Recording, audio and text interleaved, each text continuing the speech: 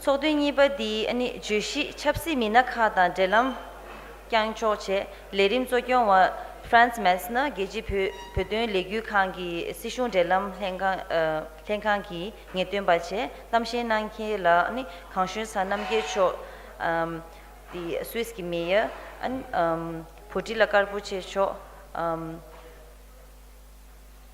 Parkland sani ki thoso thumi ani High Park Canada ne chadeyu inke thola lerim di inke thola chadeyu tamshi nipa plenary session 2 engaging with policymakers. We have for speakers Bhutila Karpoche, member of Provincial Parliament for Parkdale-High Park Canada, and Namgyal Gangshontsang, mayor of Oetwil MC Switzerland. For moderator, we have Franz Matzner, Director of Government Relations, International Campaign for Tibet. May we have all three of you on the stage, please. Thank you.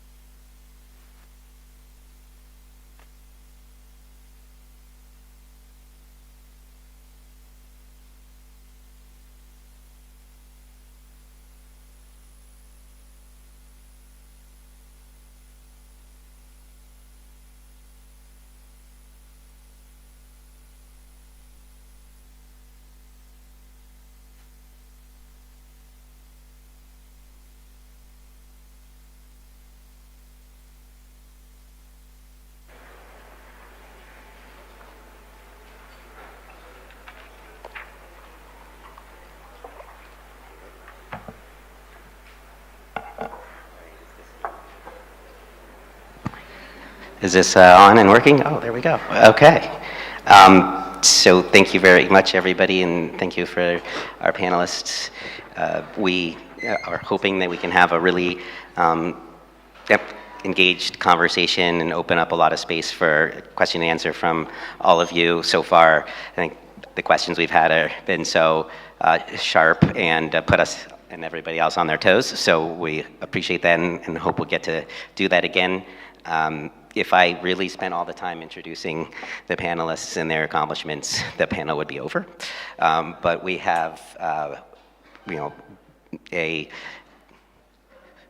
state legislator, at least that would be the equivalent in the United States, who has multiple academic degrees, including PhD, awarded many awards as a premier representative. I can't remember all of the newspapers and places like that because we're Canadian and I don't know them. But it is such an impressive mix of academic and public service awards and recognition that it is inspiring. And if I told you all, we might all walk away feeling very daunted. And of course, Namgyal, who we already heard is a representative from Switzerland, and they have taken different paths and different approaches to their public service, so we'll hear a little bit about that as we go along. But again, in the attempt to have this get to a lot of the dialogue, I will keep this short with just one kind of opening question, and then we'll have a short presentation from Namgyal, some comments, and then some question and answer. Okay, so the warm-up question is, what was the motivation for your entry into electoral politics?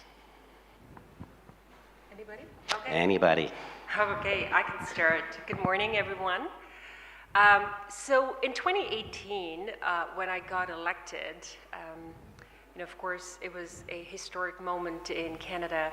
And so there was a lot of interest from media around my story and my election victory. And the question that I got asked most often was, how did you get into politics? And I knew that they were asking me, how did I get into politics in the sense of electoral politics? How did I get involved in party politics? Why did I run for office? But I felt that as a Tibetan Canadian, I wanted to share the full story. And for us, as Tibetans born and raised in exile, we know that the phrase, the personal is political, is very true. The fact that I was born in Nepal, a neighboring country, and not in the land of my ancestors, was a political decision. The fact that many Tibetans in India, in Nepal, and other countries do not have a simple, straightforward pathway to citizenship and are considered stateless for generations is a political decision. So politics dictates so much of our daily lives, and for us, many of us born in exile, we are born political, right? And so I wanted to share that aspect of how the political consciousness is in us from a very young age, and how politics comes naturally to us because it impacts our daily lives so much. So I always had to take that question a step back and explain what it means to be a Tibetan and what it means to be, active on the issue of human rights and self-determination, and how naturally we're, in one way or the other, born activists, born political. So I'd like to answer that question by saying, as a Tibetan born in exile, I was born into politics. Politics has dictated and shaped my life, like I'm sure everybody else's. And so my entry into electoral politics was an extension of my work within the Tibetan freedom movement and the expansion of the organizing that I was doing locally in my community and my city. And I think that in the work that we do, so much of the work is building solidarity within communities and taking it to the space of decision making, which is through elections. And so when the opportunity arose, I put my name forward. I first had to run for the nomination of my party, which in itself was a daunting task because it took 1.5 years to win the nomination, and a lot of organizing because it was one of those seats that my party was likely going to win and hold come general election. So the primary race in American speak was the key task.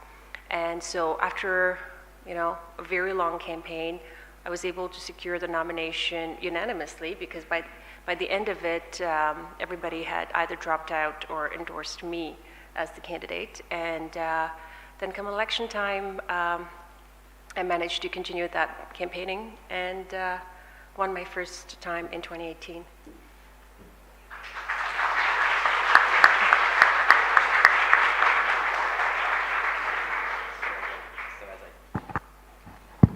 So as I often do, I kind of lied before you answer your version. Just wanted one follow-up, because by some perspectives, at least mine, everything is politics, right? I think there's an adage that all you need is 3 people and an ask, and you have politics. So whether we like it or not, we're all born into politics, but it's different, as you articulated it. So if you wouldn't mind commenting a little bit on how you see the difference of the situation where, all of us in one way or the other are, just by being in at least democratic or anywhere, like have to navigate politics in one way or the other and make a choice about it, or a choice not to do it, versus a situation like yours or other immigrant. Yeah. So you're absolutely right. Everything is politics. But if the system is working in your favor, then you don't necessarily feel that there's something wrong. You don't feel like there's a need for change. And so, when people feel that they're not interested in politics or that politics is something they do not want to engage in, it means, by and large, everything is okay for you, at least not to the point where you feel compelled to do something.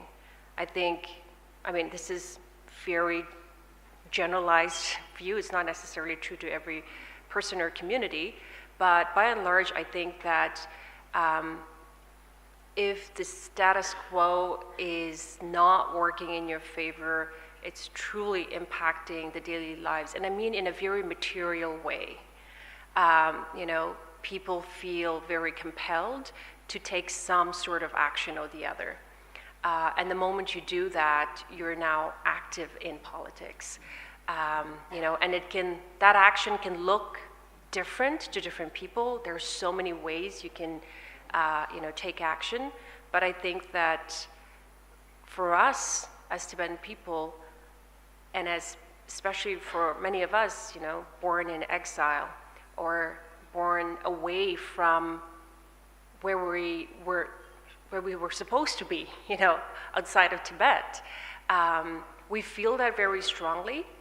And because we have, through generations, experienced the challenges, in some way or the other, through the stories that our parents have shared with us, our grandparents have shared with us, we know what the journey of a Tibetan has been. And we don't take it for granted. And we realize that just because, for myself, for example, just because I'm in Canada doesn't mean that things are okay for Tibetan people, just because my life is okay, that I need to do something more, that for us, our collective well-being is so, so important. And I think that comes very naturally because we're Tibetans and because of the values that we're raised in.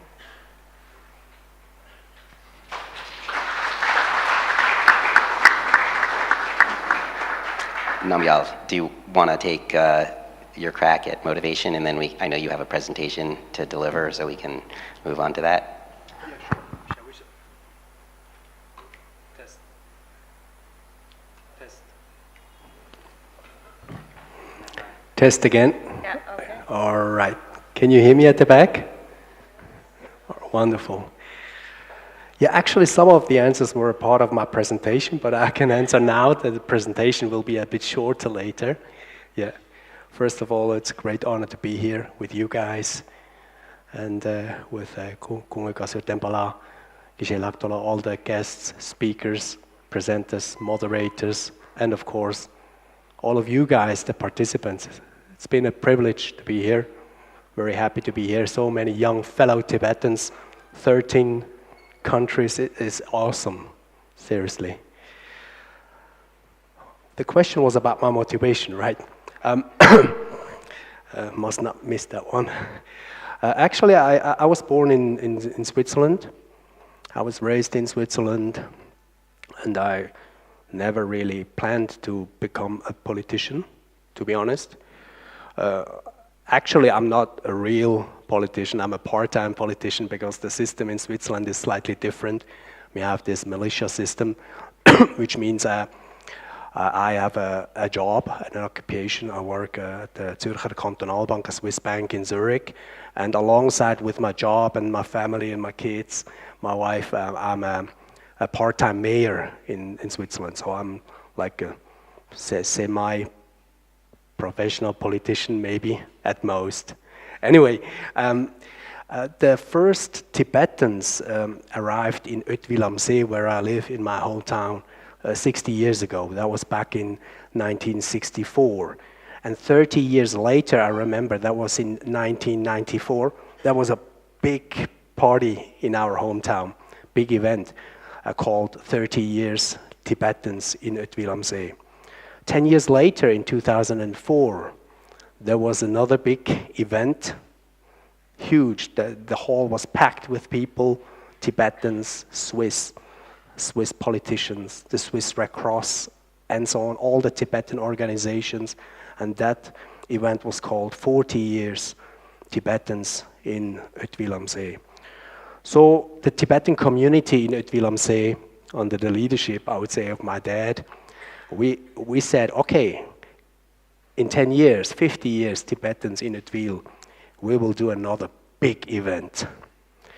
But actually we didn't, because that was in 2014, and the situation in Tibet really got worse.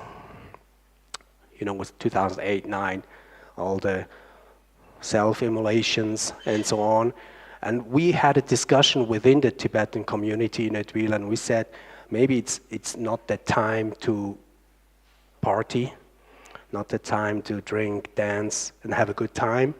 Maybe it's a time to do more work, to do prayer sessions, and so on. And at the same time, we were asking ourselves, how can we contribute? How can we show the people of Oetwil that we're still here, we're integrated, we want to improve the collaboration? So we came up with the idea, maybe a Tibetan could run for office as a local councillor, and all of a sudden, being the oldest one of the third generation of the family in Switzerland, it was like, me, okay, you can run. And I was like, okay, I try. Maybe it works, maybe not, but at least we tried. And then all of a sudden, I was a local councillor, and I was like, okay, I can live with that, because I remember back in my very first time in Dharamsala, that was in 1997 when I was 19. I spent 4 months at the Nechung Monastery, and it was one of the best moments in my life. And back in 1997 and in 2008, when I was studying in England, I received an advice from His Holiness during special audiences, and the advice was to study hard, and to later on to work for the Tibetan cause. And I kept that in mind, in my heart, and I was like, maybe it's the right thing to do, to work for the Tibetan cause, but also to work for the Swiss, which is actually my hometown, my nationality. On a paper, I'm Swiss, right? But I'm, of course, still Tibetan at heart. And I remember after becoming mayor in July 2022, I had the chance after 10 months to come to Dharamsala to meet His Holiness. That was in April 2023. And at that time, the precious piece of advice of His Holiness was slightly different. It was not study and work. It was like name, fame, money, reputation, salary, and so on might be important, but it's more important to do meaningful work for the people, to serve the people. And I will never, ever forget His Holiness's piece of advice, never, ever. So now I'm a mayor. I have been a mayor for 2 years. I'm not that experienced, of course, like you, Bhutila, for example, and others, but I'm trying to improve. And that's why it was so important for me to come here and to hear from all of you guys, how does a leader to be actually, what attributes, how kind of leadership is important in this day and age, not like 50 years ago. And I was very attentive yesterday, and some of the stuff you came up with is awesome, to be honest. Yeah.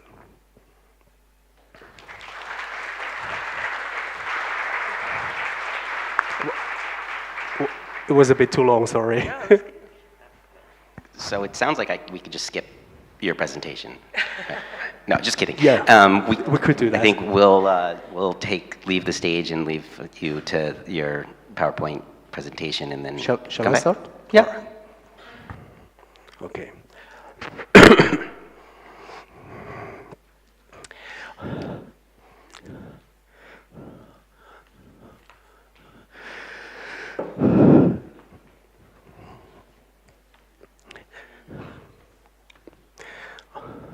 Okay, I have to do it a bit freestyle because I'm normally not used to give such presentations.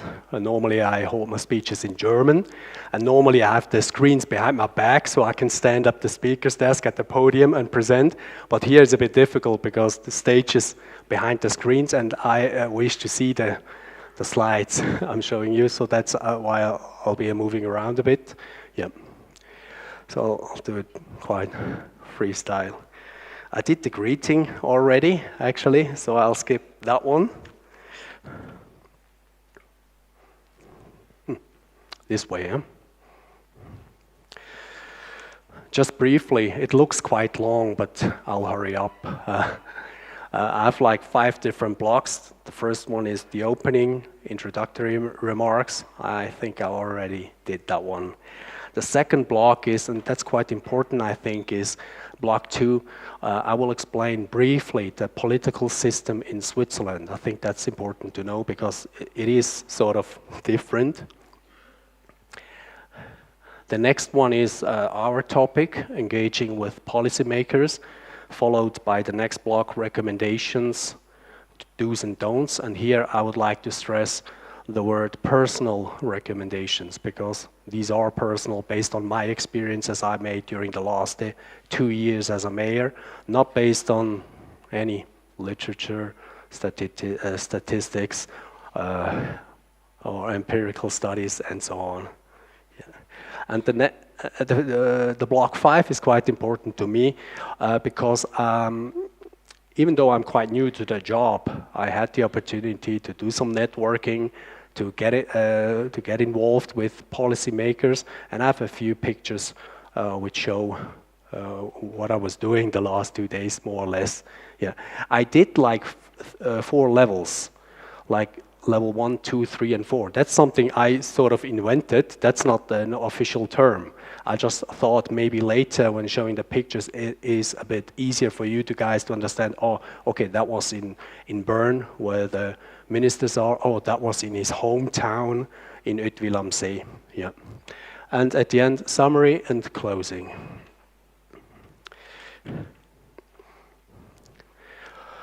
I can skip that one. That picture was taken in April 2023, like I mentioned, when His Holiness asked me to, or told me to serve the people. Yeah.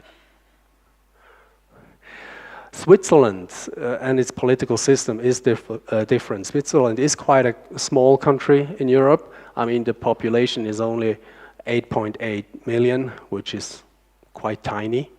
We have like different states, we call them canton, 26 cantons, and the neighboring countries are, some of them are present here, Germany, France, Italy, Liechtenstein, and Austria. Municipalities, and Oetwil am See, my hometown, is one of them.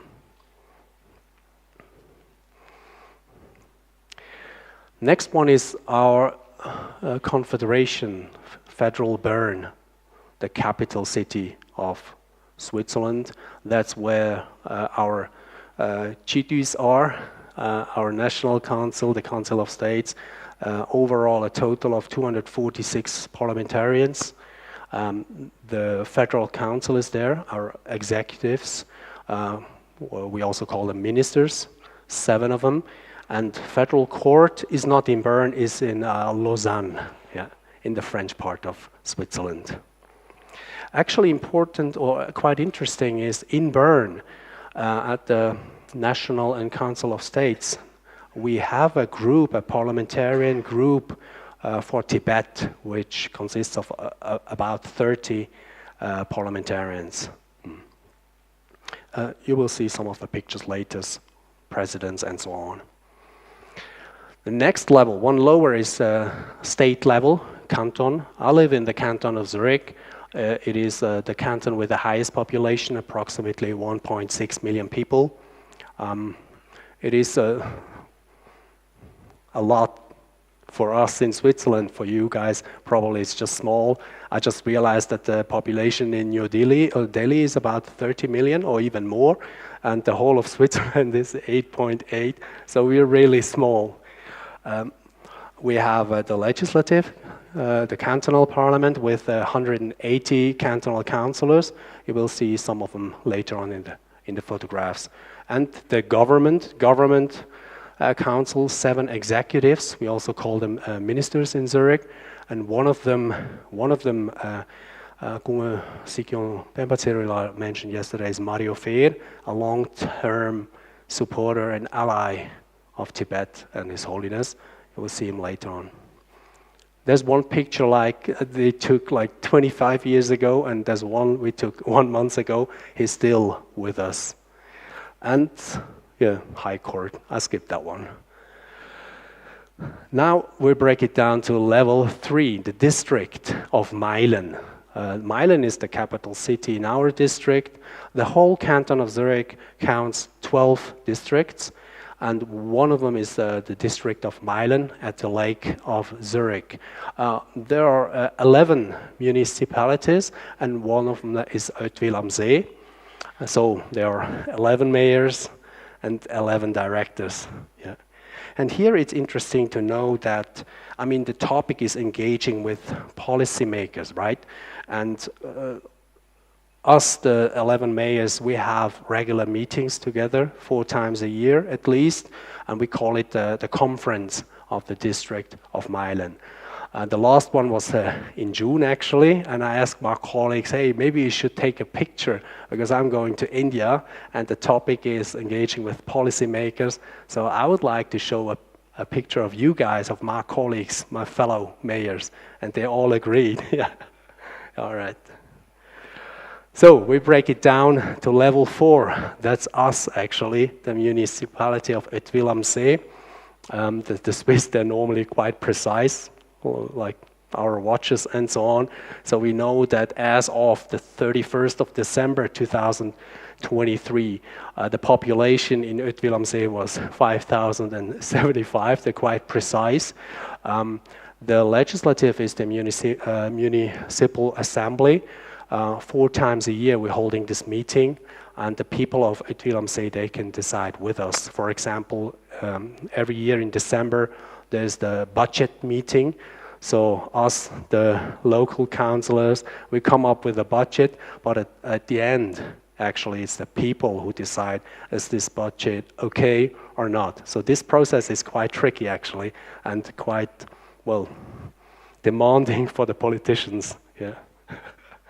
And I'll skip the court, judiciary, and now crest animal I would like to show is the stork, our animal, always flying around. We have real storks in Oetwil am See. I don't know how many, but there's even a club, the Storks Club, yeah. And here I would like to show you the flags. Every year, actually, on the 10th of March, today, we raise the Tibetan flag. It's not something I invented. Actually, my predecessor started doing that. On the 10th of March, they raised the Tibetan flag in front of the council hall. And now, it was not my decision. The people in Oetwil and our director and all the staff decided.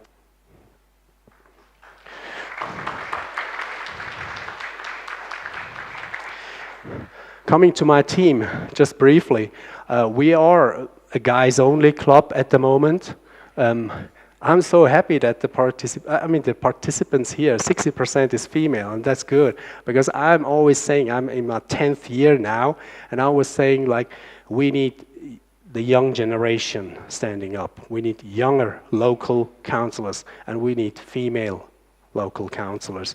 For 8 years, I was the youngest one. Now there are 2 councillors which are slightly younger than me.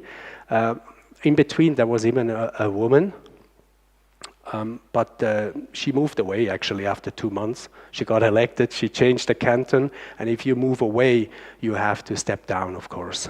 Yeah. My colleagues actually, Peter is the head of, we have 7 different departments. Peter is head of finance and our first vice president. He's in charge at the moment while I'm here in India. Christian, head of security department, second vice president. Thomas is head of infrastructure, Daniel head of education department, another Thomas head of the social department, and Eric is the newest team member, head of building construction and property department.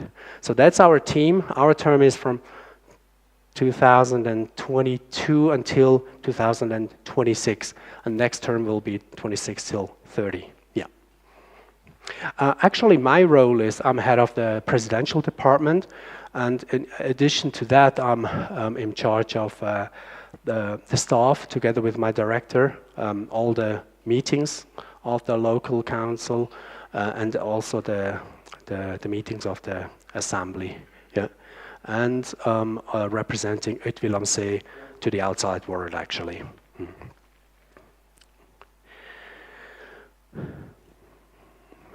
Okay, yesterday we were talking about leadership and also about role models, you remember?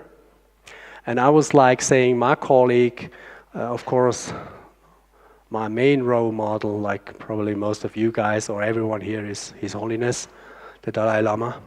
But certainly also our Sikyon and our ministers who work really, really hard. But also my parents, they're my role models, and with regard to politics, it's my dad. He used to be a member of the Tibetan Parliament, Europe, GT. That was in the late 90s, early years of 2000, and he did far more work than I've done so far, and engaging with policymakers is probably his cup of tea and not yet mine. So the 4 pictures on the left-hand side show my dad with, at that time, Professor Samdor, which he was a speaker of our parliament, and during a week he was in Switzerland, and they had meetings with our ministers. Here, the lower picture in the middle, that's our president of Switzerland, including all the stakeholders we have in Switzerland, the president of the Tibetan community in Switzerland, president of the Tibetan Women's Association in Switzerland, president of the Tibetan Youth Association in Europe, Tibet office representatives, of course, and so on. And the picture in the middle, the lower one, is with the president of the National Council at that time, the highest Swiss politician. Me, it's the guy on the right-hand side, shaking hands with a Playmobil police officer. That shows that, I mean, it doesn't mean that I like Playmobil. Well, actually, I do like Playmobil quite a lot, and I play with my kids. But it shows that I haven't really met that many ministers, but I've done some of the other levels, but not the ministers yet. But I start at the bottom. I'm still learning, and I'm, a little guy, I would say, and I start with the little guys, and being in touch with the little guys, with the people, is very important to me, because they're the future decision and policy makers. Okay, our topic, engaging with policymakers, not something I really invented. It's quite logical, I would say, and probably common sense.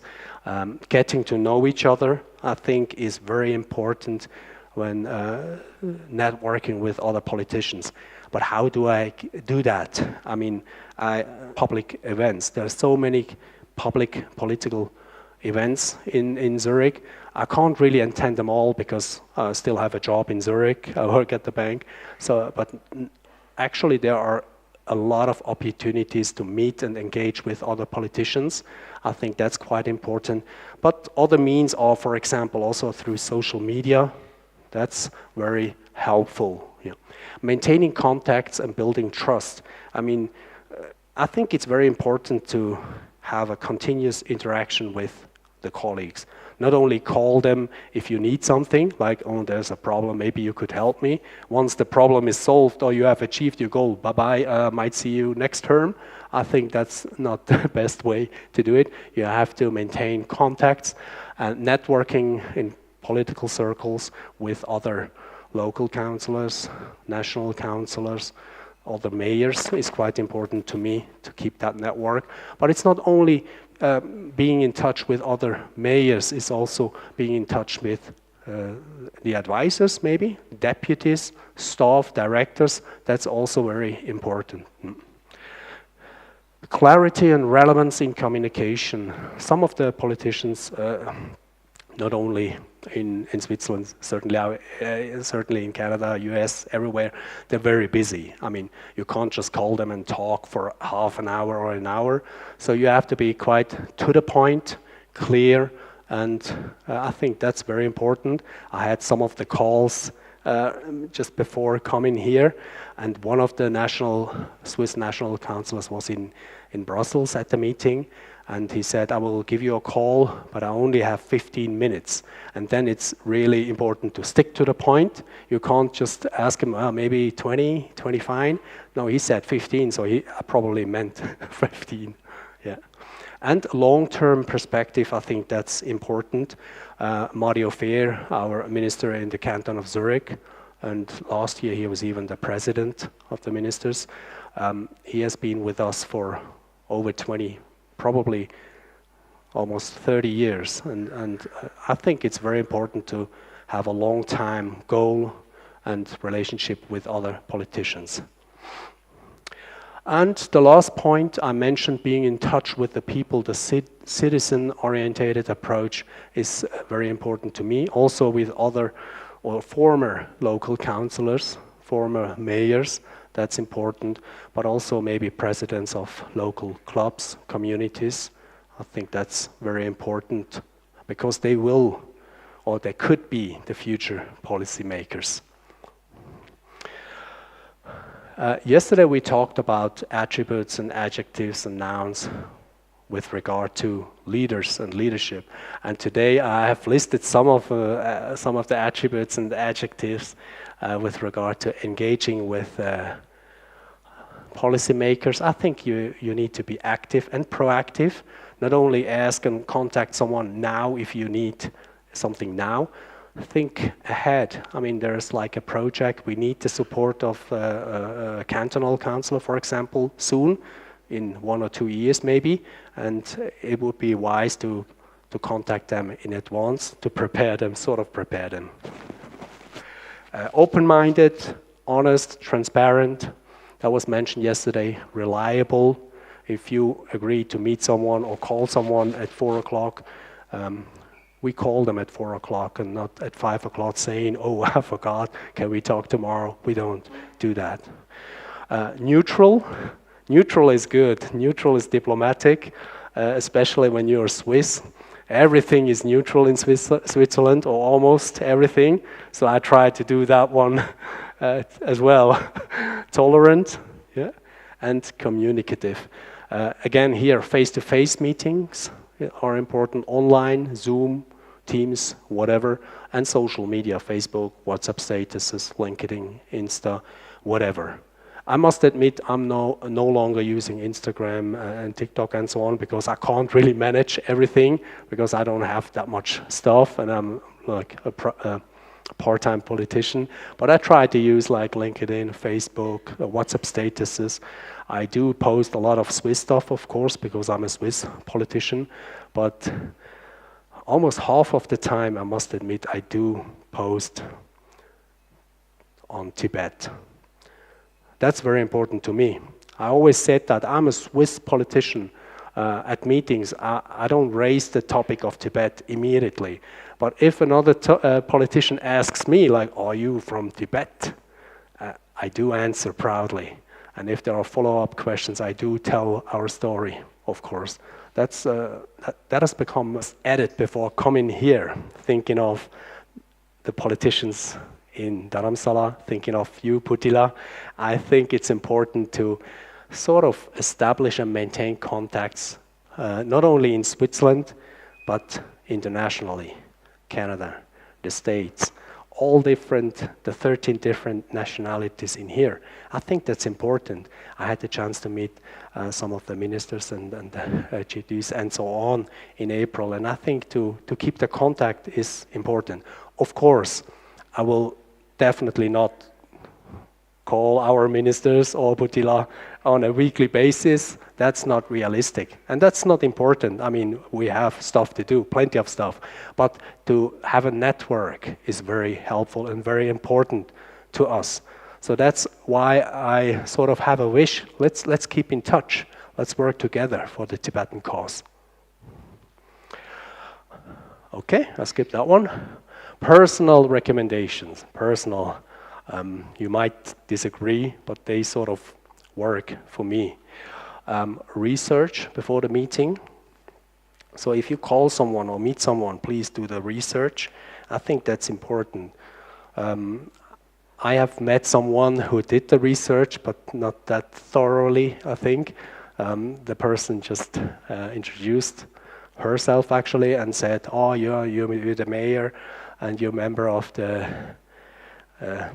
Conservative Party.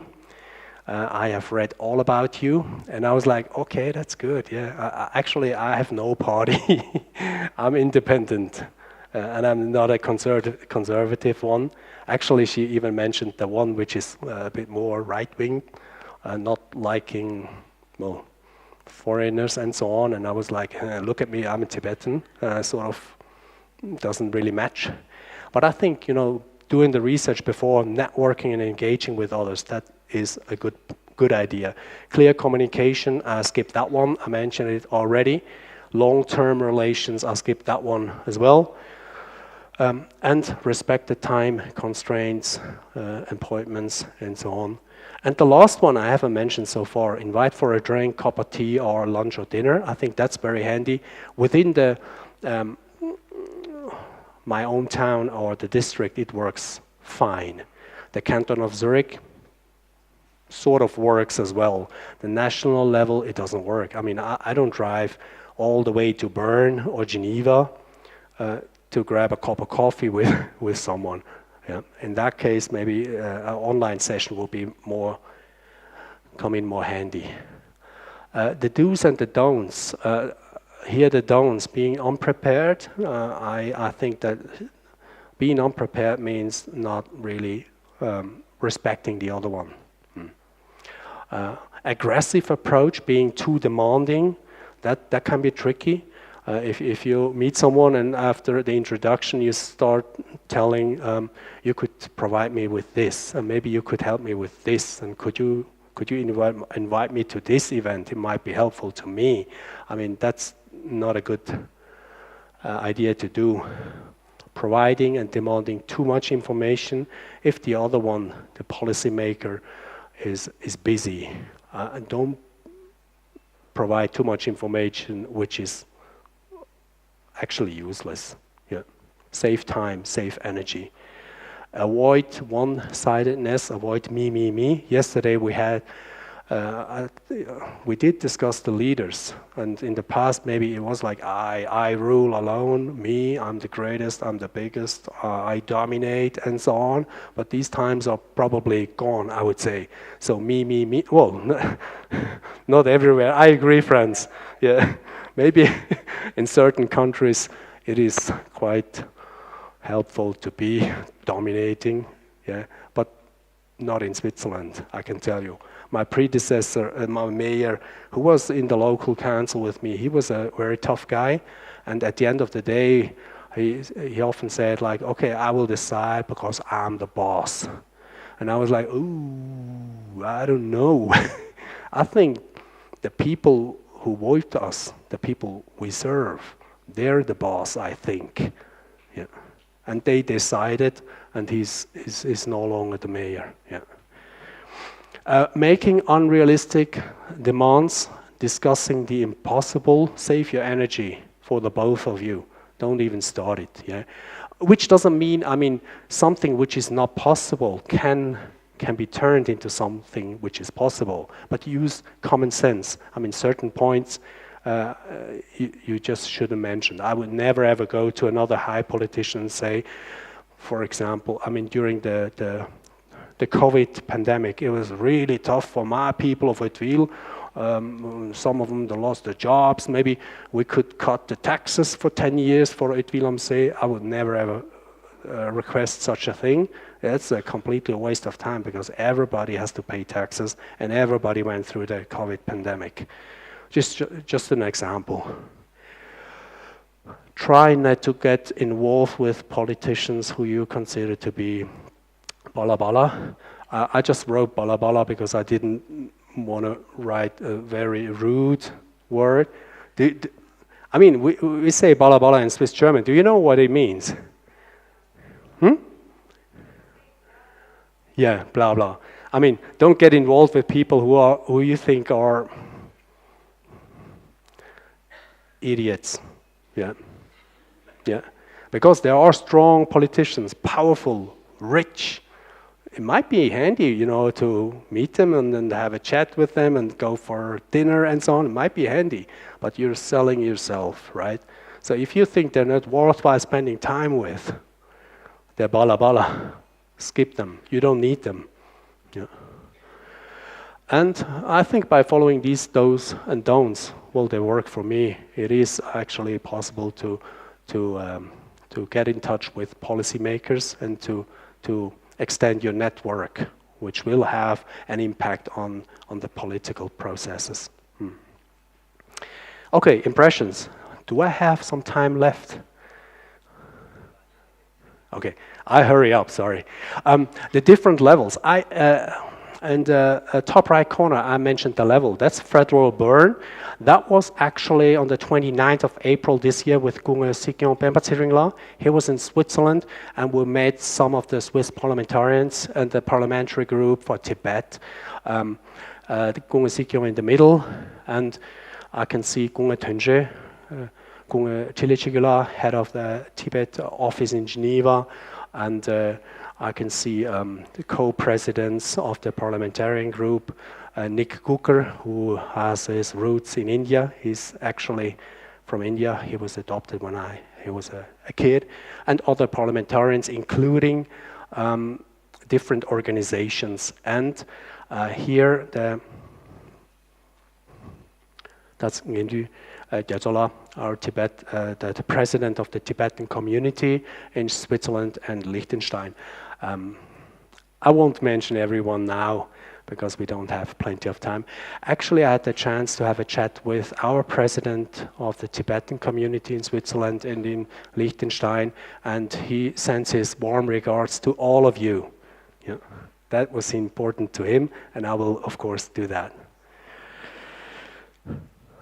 The next level is, I mentioned one of the co-presidents of the parliamentary group. He's a national councillor. That's him on the right-hand side, Nick Cooker. And he's originally from India, actually. And that was when he was running for office again. Yeah. That's a different level now. That's level 2, the canton of Zurich. These pictures were taken, I think, in 21 and 2023. On the 1st of August, national holiday, and actually the birthday of Switzerland, a big celebration. These are two politicians on a cantonal level. Yeah. Actually, they both live in the district of Meilen. That's also the cantonal level. I've mentioned Mario Fehr. That's the tall guy. In most of the pictures, he is the tallest. He's been with us for many, many years. Actually, that picture we took on the 22nd of June when we finished our first big project. We have redone the whole public bath in Oetwil am See. That was quite a big project. We invested 5 million Swiss francs to do the whole swimming pool area, the slides, and actually we have redone everything. And we did invite him like 2 years earlier because he's not only a minister in the canton of Zurich, he's also the minister for, he's the head of the security department and also the sports minister. So I thought it might be a good idea to invent him. At the end, his organization has funded the whole project with 430,000 Swiss francs, which was, well, wow. Yeah. My colleagues, the presidents, the mayor picture, that's on a municipality of Oetwil, my team. I just put the other one, you can see the woman who left Oetwil, just to show at least one female local councillor, even if she has already gone, and our town hall in Oetwil. Speed up. But I think it's also important to be in touch with the leaders of the parties. And here we have 2 party leaders and 2 directors. The one here at the bottom is leaving us actually at the end of July. He has been with us for 23 years and 1 month, and the other one on the right-hand side will join us as a new director in August. International relations, I just mentioned when I managed to meet and our ministers, vice president at that time, and our Europe Chidus from Spain and France. And Bhutila, I just added you because you're also an international politician and colleague of mine now. Here, the little guy, I would say, but at the same time, they're not policymakers, but they're decision makers. Head of the firefighters, head of the chief police officers, a former president. He was the first president to raise the Tibetan flag. That was in the 90s, in Oetwil, I'm saying, in front of our town hall. Here too, I have some pictures with the regular, ordinary people, but at the same time, here we were playing basketball. There are several decision and policy makers within our team.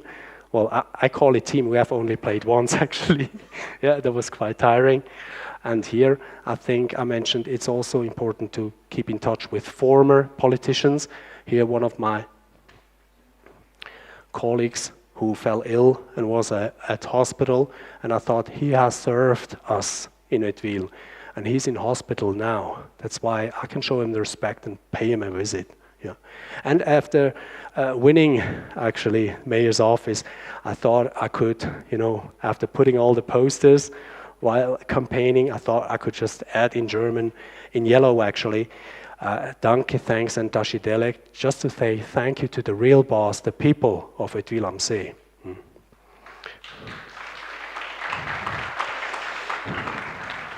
Okay, I speed up.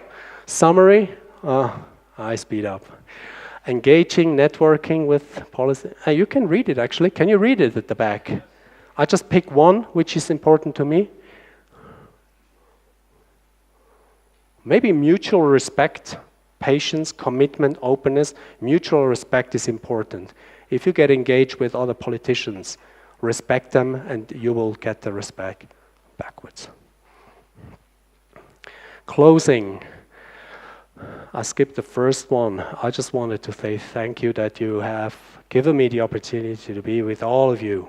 I mean, that's very enriching and very motivating as well, being with such young fellow Tibetans. Thank you very much.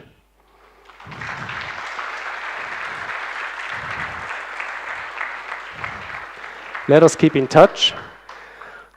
I would like to thank the organizer, the DIIR, the CTA, everyone who was involved actually in organizing this such a awesome forum actually. Thank you very much.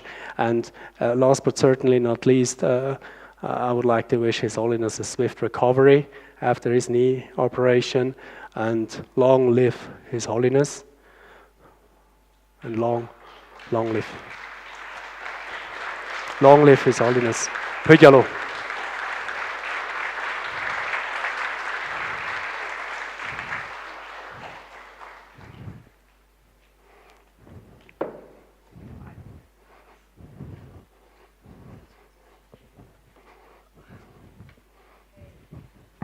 Well, thank you. And now we'll get a short comments and go to questions.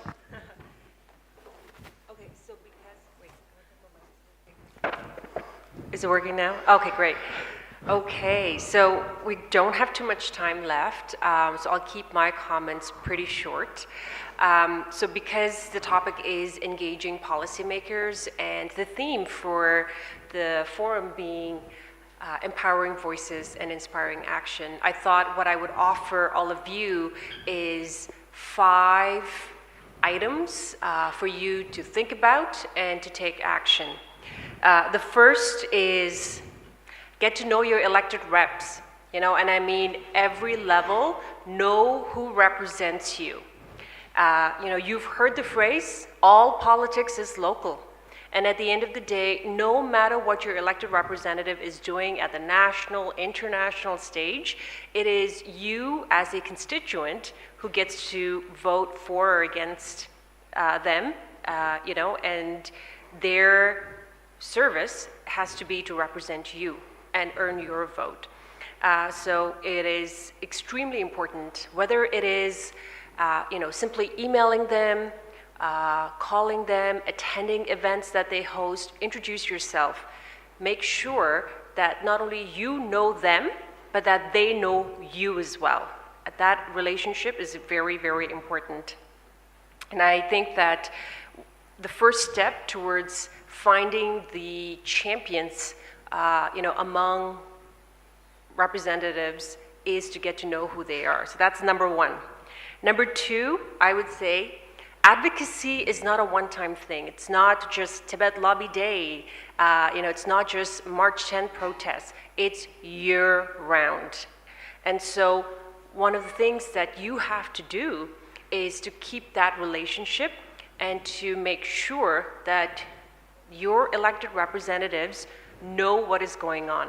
There are far too many issues that are competing for attention. There are so many priorities. How do you break through all of that to make sure your elected representatives know what matters to you and what your priorities are?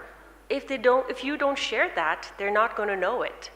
So it's very important. And something very, simple is when situation, on the Tibet issue is changing, if there are new developments, send them an email, make a phone call and say, this is what's happening, did you know? If there are anniversaries, March 10th obviously happens every year, send them a follow-up. You do that continuous advocacy year-round to make sure that they're in the loop, they're being educated on the issue, and also making sure that the issue and the attention on Tibet is never lost at any time during the year. And that's a continuous thing that is very, very important to do. And when you do that, and especially if you really get to know your representative well, you're able to find in them or develop in them to become the champions for the issue in parliament buildings, in various houses, right? So I think that active engagement from your side and getting to know your elected representatives will help make sure that they are the ones who will bring your voice and your community's voice to the halls of power and decision making. And I think also it's very natural for us, obviously, to think about, where are large Tibetan constituencies where we're able to find the elected representative who would, bring their constituents' voice to office, but there are also others. In fact, and I can share examples from Canada, one of the, I would say, the strongest supporters of Tibet and His Holiness and the Tibetan people has been a conservative senator named Consiglio Danino. And his connection with Tibet started because he went on a hike to Tibet. And in his journey, met Tibetan people who shared with him what the real experiences were on the ground. And a monk had approached him, with the simple message of asking him, now him having been in Tibet, to take what he has heard and seen to the world. And he would go on to become a senator. And, with no Tibetan constituents, but one of the strongest supporters the person who created the Parliamentary Friends of Tibet, who was behind the scenes in a number of different ways. So finding those champions through people's passions, whether they're interested in human rights, whether they're interested in language and cultural rights, rights of minorities, whether they have a personal connection. Recently, I was on a official delegation to the UK, and I happened to meet with one of the co-chairs of the Parliamentary Friends of Tibet in the House of Commons. It was an MP from the SNP, the Scottish National Party. Very interesting fella, and while we were having tea, I just happened to ask him how he got involved and was motivated to, work on the Tibet issue.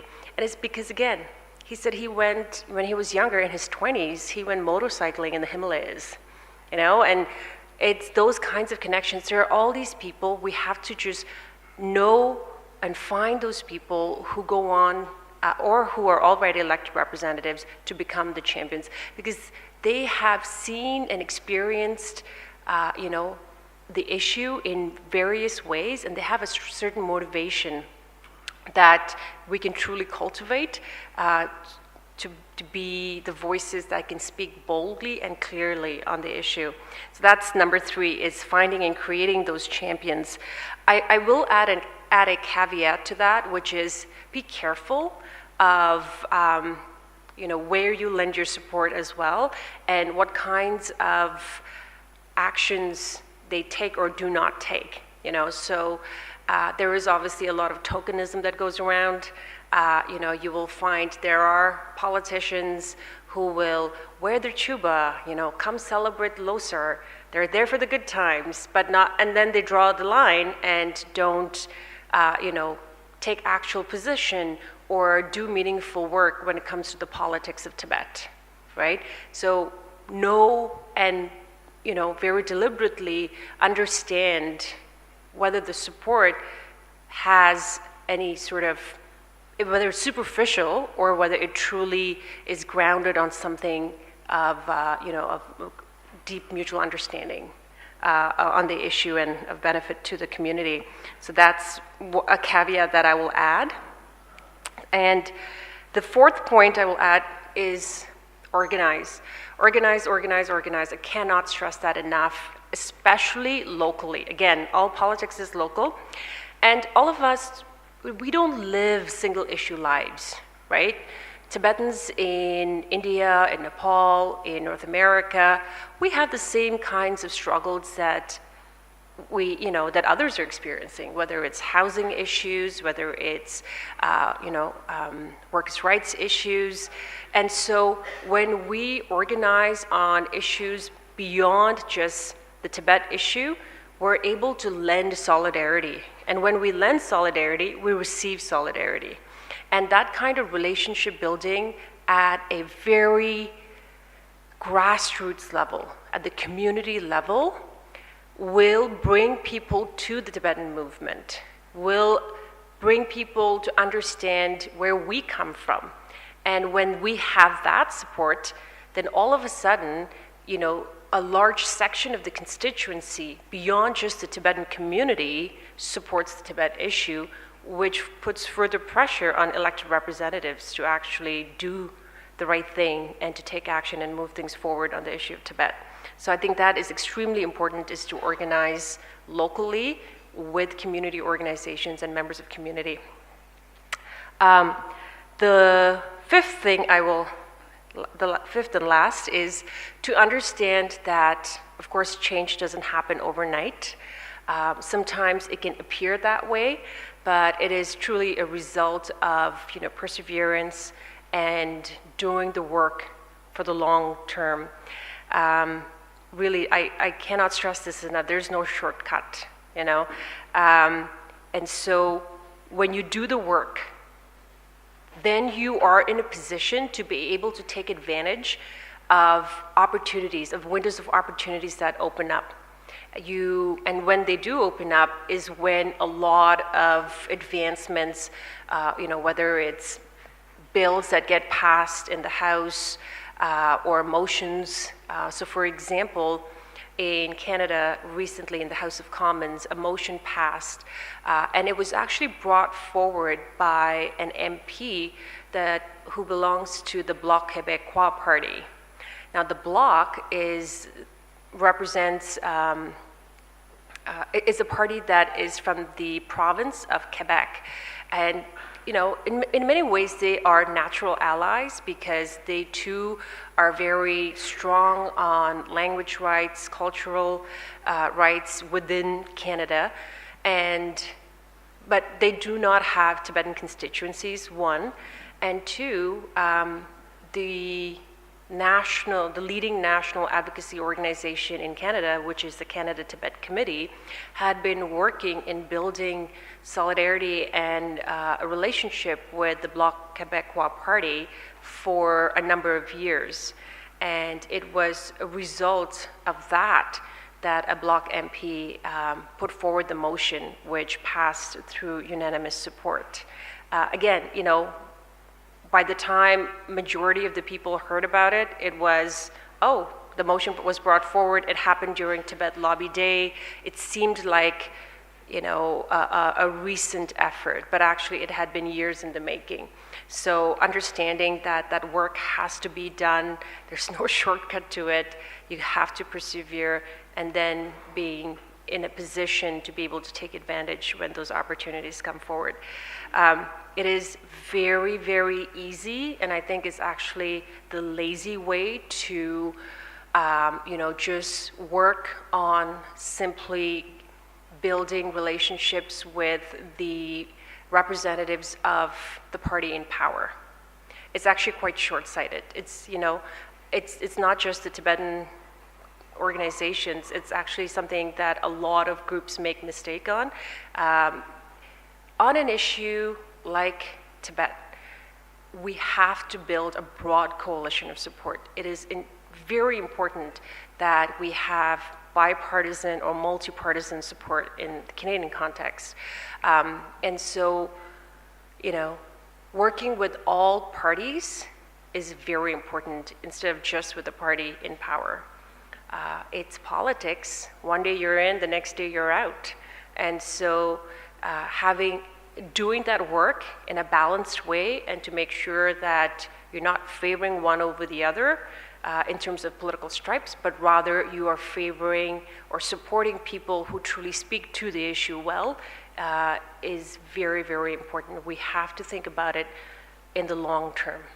So those are my 5 items that I offer to think about and to take action on. Thank you.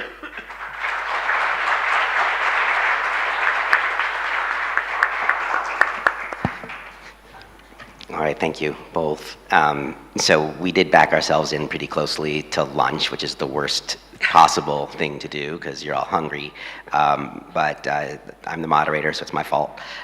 So I would like to open the floor to any questions that folks have, and I would say, I'm volunteering you guys, but if anybody would like to stay into the lunch period to take advantage of our esteemed panelists to ask extra questions, please do.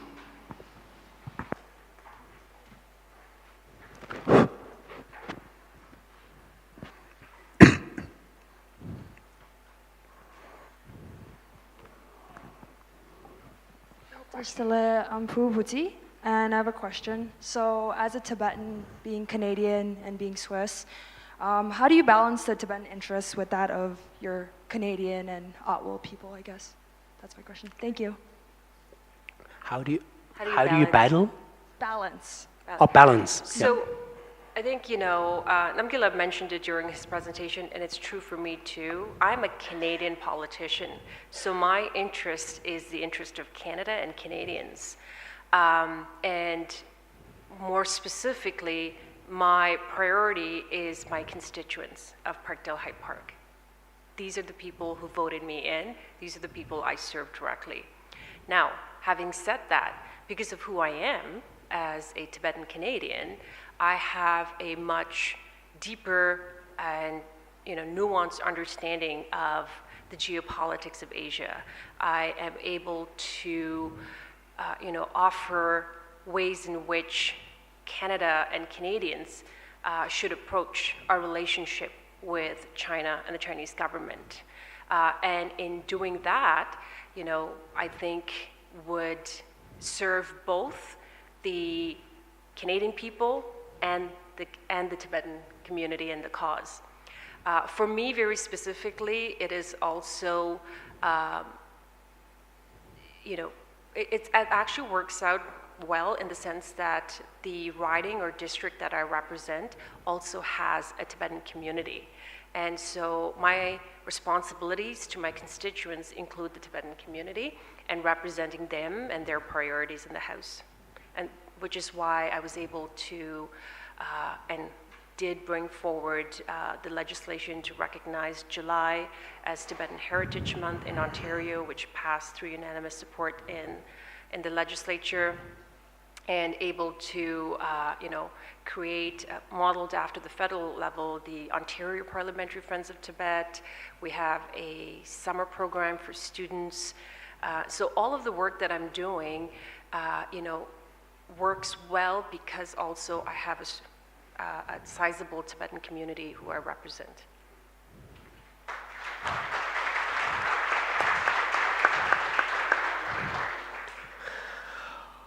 Well, it's quite similar, actually, for me.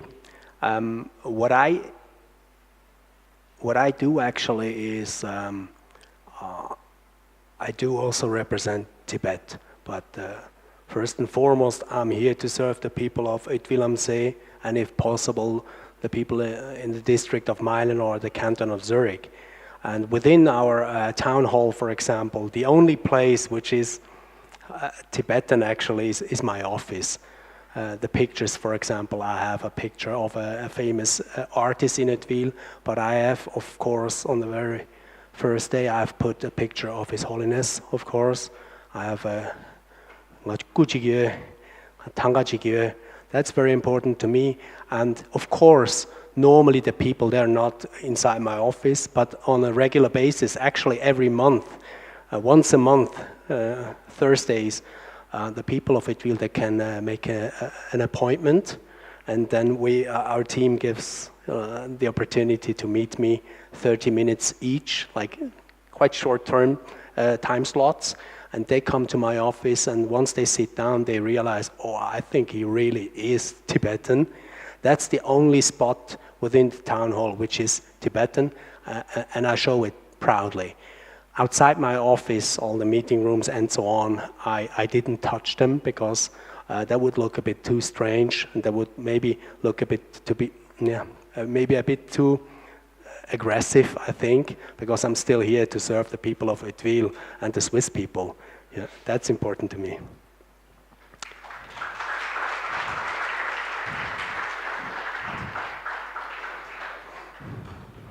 Hello. Thank you so much for you being such an inspiring role model. I'm also active in Austrian politics, so I think it's quite similar to Switzerland, especially because I feel like Austrians really like to be like Switzerland in terms of being neutral, and also in a lot of other terms. So what I experienced, especially while campaigning for the European elections, I know Switzerland now is not part of the European Union, but you're still in Europe.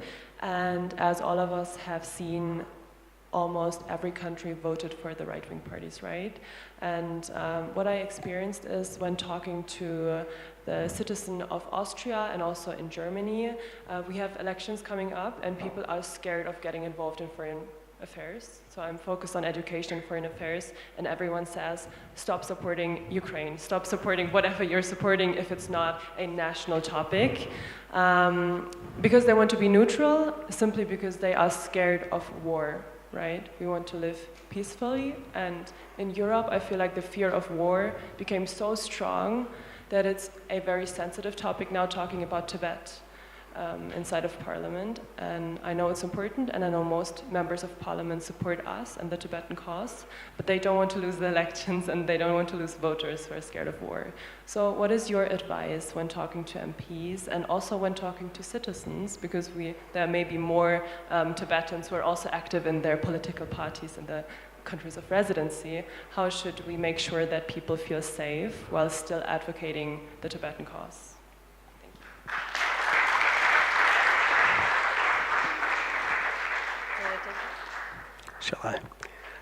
Shall I try?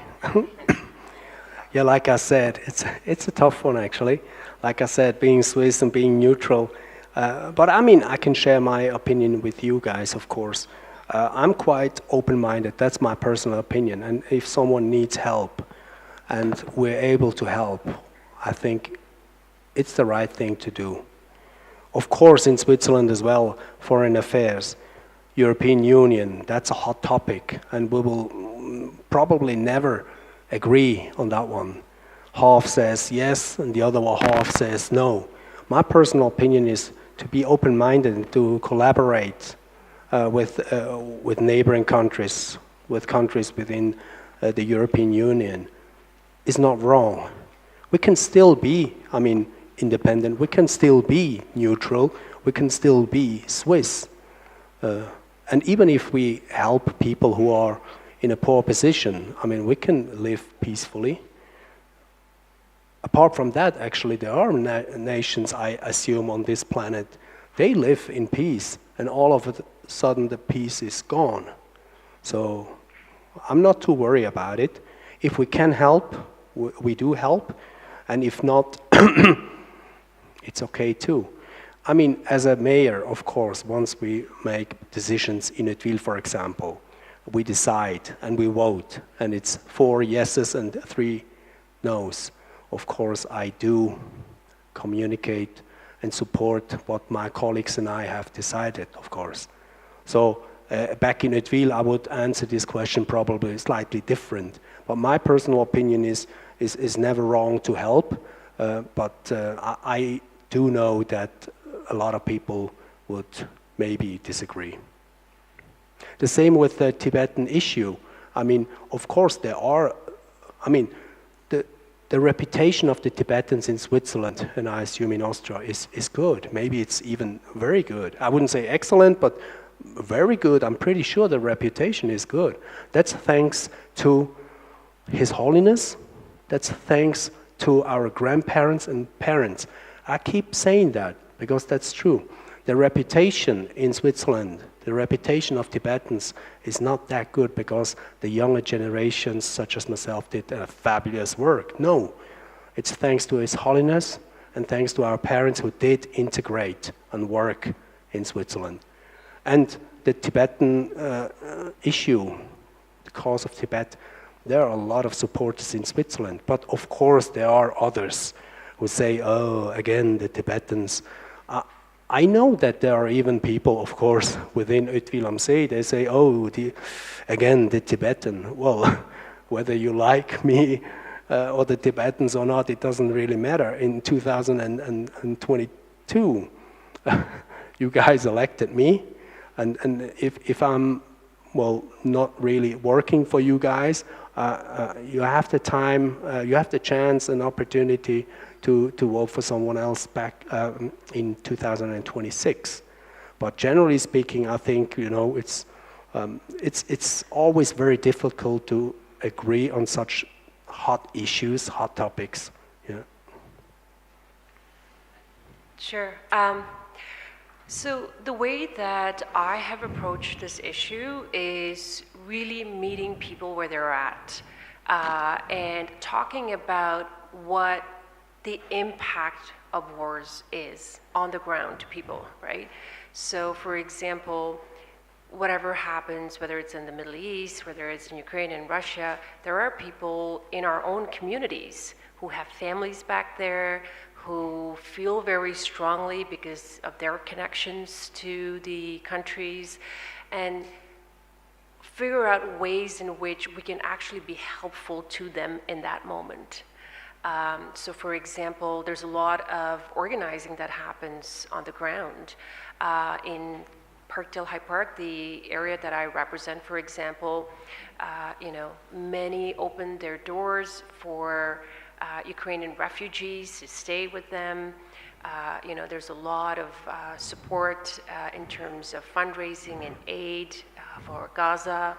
I think that it is so easy to get into a very high level debate about the different sides, but people forget that it is real people on the ground, whose lives are at stake. And what can we do in these moments to bring people together? What can we do to make tangible difference is where I like to put my focus on. And so that has been really, the thing that I try to do in my own area, in my own community. I think often it's just so easy to divide people. And so I would rather focus on making sure that there's much more that unite us. Like all of us, people across the world deserve to live in freedom, live without fear, right? Have rights to self-determination. These are universal values. These are things that everybody can agree on. And so that's where my focus goes to.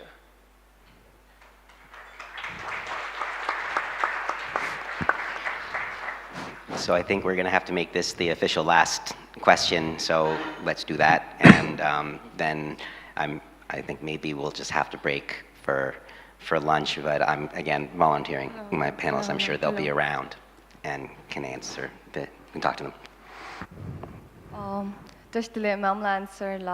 First of all, it's truly an honor to be the part of an audience and having the privilege to speaking to you both. So actually, I have a series of questions popping up in my head, but I would like to go only 3. First question is kind of similar to what Bhutila have asked you. Like, how do you engage with both Tibetan diaspora and Canadian communities in your constituency? So my question is specifically for Mamla, actually. And my second question would be, in what ways do you collaborate with other politicians or organizations to promote Tibetan interest in Canada?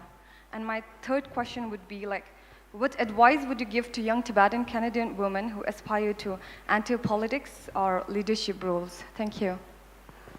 The first one is, how do you represent both Swiss and Tibetans? Oh, how do you understand? Okay, that was okay. Sorry, I didn't clearly understand, but I got it. Thank you, Bhutila. How do I represent? Actually, once I'm on stage as a mayor, I do represent the Swiss, right? But I'm also a member of the Tibetan community in Switzerland and Liechtenstein. So once there is an event, like this Saturday, Chunga, for example, of course I'm here in Dharamsala now, but normally I'm at Rikong Gumba and in the Stadthalle Bülach, where we celebrate His Holiness's birthday. But also, not only Chunga, all the other events, including the demonstrations in Zurich, Bern, and Geneva. If there is time, I join. I must admit, I have skipped a few demonstrations in Geneva, for example, because it's quite a long journey, and I don't have much time left at the moment, being a mayor. But if there is an event, demonstration, festival, whatever, I do participate, and I am an active member of the Tibetan community in Switzerland and in Liechtenstein. I'm also in touch with some of the Tumis, the representatives. I do know them well. And before becoming a local councillor, actually, I was also a Tumi, a Swiss Tumi, but only for a half a term. But I did represent the Tibetan community of Oetwil am See back in our offices in Zurich, yeah.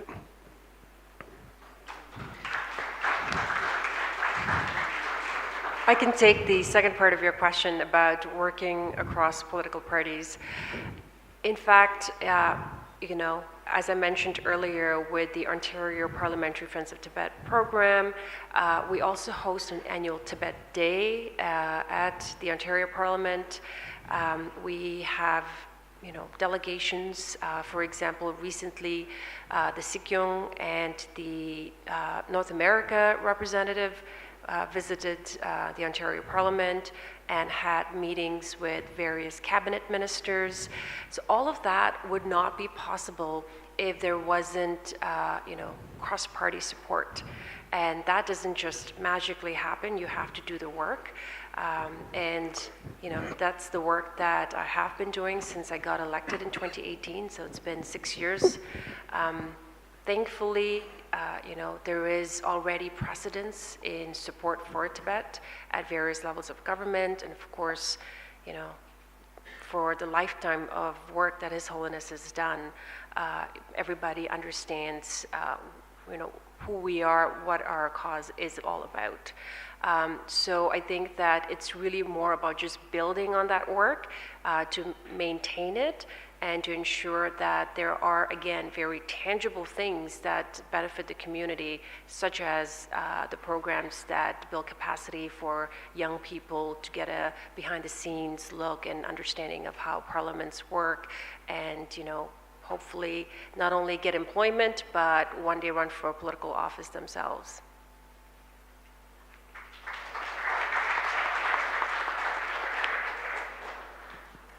I have a question, if I can ask. Okay, sure. Yeah. Okay, so my question is to Bhutila. So you mentioned the first item was know your electoral representatives, right? So here in India, we don't have voting rights, and we don't have a leverage against our electoral representatives. So how do we convince them to help for our cause? Because we are not securing their seat for re-election in future. So how do we advocate regarding that? Could you kindly? Yeah. So I would say that even though it is not you directly casting a vote to the person, that person, whoever the elected representative is responsible for your particular district or state. I'm not quite sure how it works in India. So they are responsible. So for example, in Canada, in my district, there are a lot of people who are not citizens. I still represent them.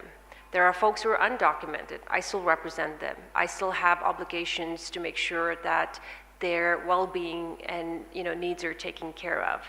I'm assuming it might be the same in India. I'm not 100% sure.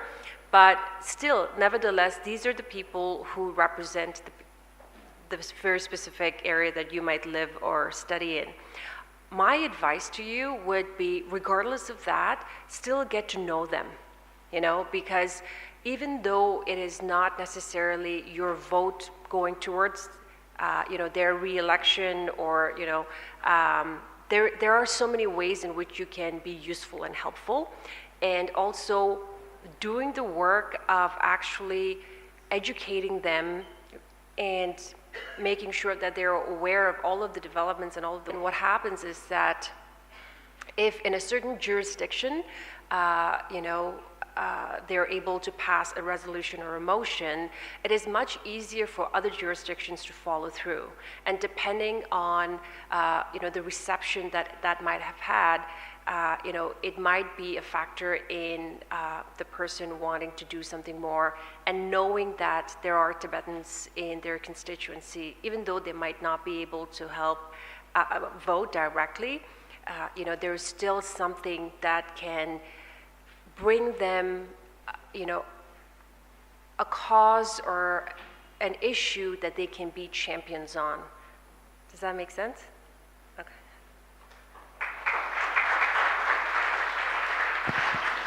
Franz? I'm cutting everybody off. I'm seeing people actually fainting. So I think we'll close the session with great thanks. And thank you all for the questions. And we can go get some lunch, and we'll have some more entertainment next.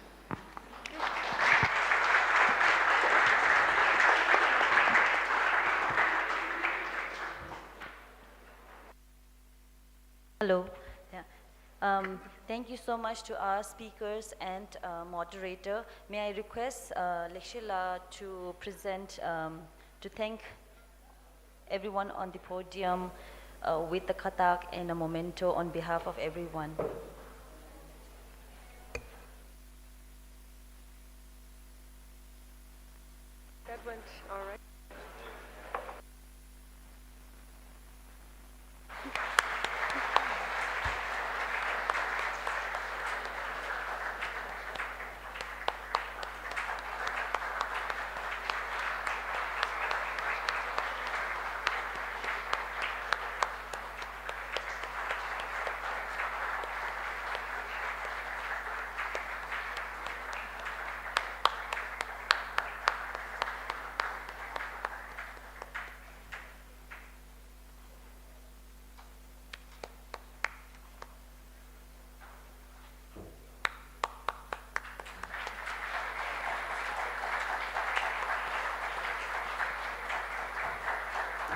sochi che na an dine nganzu anda shela gi thuzu de changmo lo jerim na si gyure tharing shela de chuju chungi da chega ne thangbo da chega patore en thangbo da chege thola changma nanglo dunjom nangro na shyayi